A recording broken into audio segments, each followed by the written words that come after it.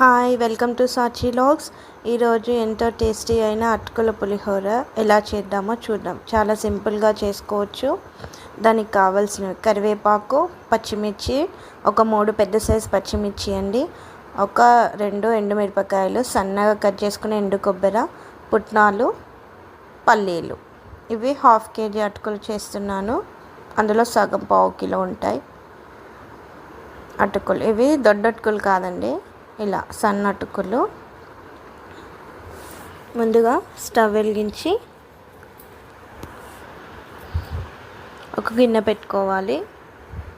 కొంచెం పెద్దదే పెట్టుకోవాలండి, అటుకులు కలుపుకోవడానికి ఫ్రీగా ఉంటుంది. ఇందులోకి నేను ఈ స్పూన్తో 4 స్పూన్స్ ఆయిల్ వేసాను.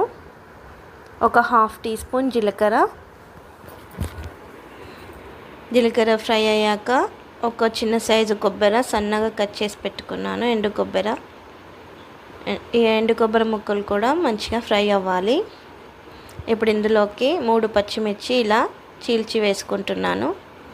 ఒక 2 ఎండుమిరపకాయలు, ఇవి కూడా మంచిగా ఫ్రై చేసుకోవాలి.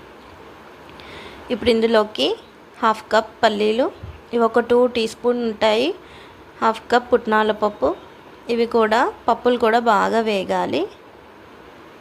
మంచిగా సిమ్లో పెట్టి మంచిగా కలుపుతూ వేయించుకోవాలి. ఫ్లేమ్ పెద్దగా పెడితే అన్నీ మాడిపోతాయి. ఇప్పుడు ఇందులోకి కరివేపాకు కొద్దిగా ఎక్కువగానే వేసుకోవాలి, టేస్ట్ బాగుంటుంది. అది క్రిస్పీగా అవుతుంది కదా, తింటుంటే బాగుంటుంది. సిమ్లో పెట్టి అన్నీ మంచిగా కలుపుతూ ఫ్రై చేయాలి. ఇందులోకి ఒక 1/2 టీ స్పూన్ పసుపు. ఇవి 1/2 కిలో అటుకులండి.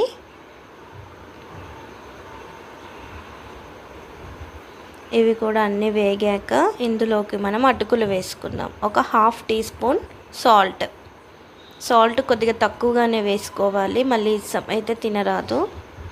ఈ అటుకులన్నీ మంచిగా సిమ్లో పెట్టే వేయించాలి. ఒక 5-10 నిమిషాలు మంచిగా సిమ్లో పెట్టి వేయించుతుంటే మనకు అటుకులు కూడా మంచిగా నూనెలో వేగుతాయి, చాలా క్రిస్పీగా ఉంటాయి. అంతే అండి, ఇలా వేసాక ఒక 5-10 నిమిషాలు మంచిగా కలుపుతూ వేయించాలి, అంతే. ఎంతో సింపుల్గా అటుకుల పులిహోర రెడీ. వర్షం పడుతుంది కదా, ఈవినింగ్ స్నాక్ లాగా చాలా బాగుంటుంది. నచ్చితే ట్రై చేయండి. సబ్స్క్రైబ్